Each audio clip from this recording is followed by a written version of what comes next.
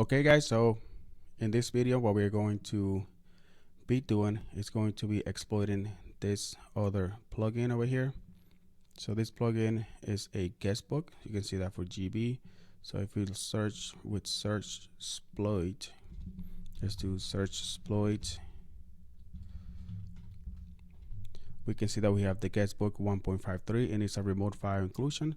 So we are going to be doing R5, RFI, and this one is a 4.61 and this one is for 1.53. I don't think this is accurate,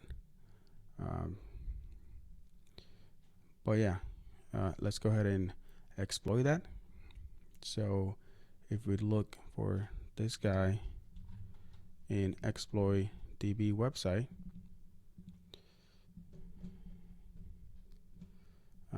we can just do a search over here. Actually, let me just go ahead and go back.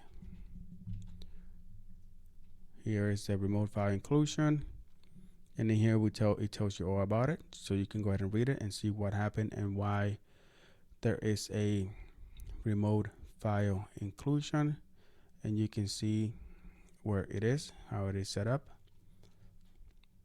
So in WP content, so if we go ahead and do HTTP 10.10.10.10.12, paste that in here, but we need to put the WordPress and my IP address, which is 10.10.10.5, and I'm going to be listening at port 22, and just go ahead and do test.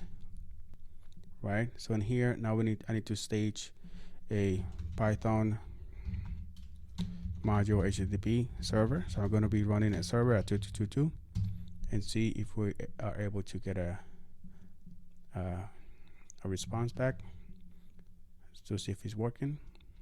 So this is going to be a remote file inclusion,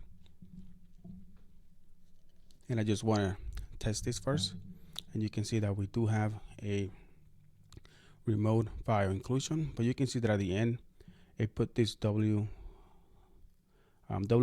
load.php for some reason. So we're going to have to name whatever we name, it needs to end with wp load.php. all right, just taking a look at that. Let's go ahead and see if it has more information. Does it tells you this is in order to exploit this vulnerability, allow URL include should be set to 1. It looks like it is set to 1. So we are going to be able to exploit this. Really cool. So the first thing that I want to do is we are going to clear this out. We are going to start listening at 88888, and my shell, let's go ahead and clear this since we don't need it anymore. My shell, I'm going to name this reverse shell to reverse shell, and then I'm going to be adding this name at the end, the wp load.php.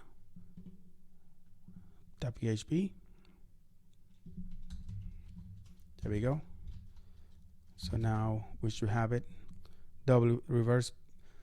reverse.php wp load.php, and that should get our reverse shell.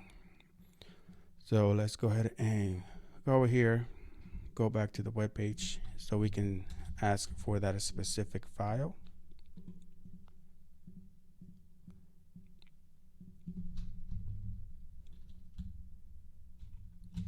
Okay, so here we go, reverse shell, reverse.php, wp load.php. Let's go ahead and press enter. Let me verify that I have 8888, listening on 8888, and that my web page or my website is running at port 2222. Press enter. I got the file. Did it say file not found? It did, because I did not get a reverse shell. So okay, I see what happened. I cannot put wp load over here. All I need to do is reverse.php, and then it's going to try to get the it's going to add wp load.php at the end. Try it again. You can see that we have a 200 instead of 404 not found, and we should have a shell. There we go. We do. Host name, ifconfig, looking good. 10, 10, 10, 12. Okay, so this is it for this video, guys. A quick video, just how to exploit another plugin. And this one was a remote file inclusion. And for this one to work, if you go ahead and read that exploit, the allow URL should be set to 1, which I don't know why you should have that set to 1 in the PHP, in the info.php.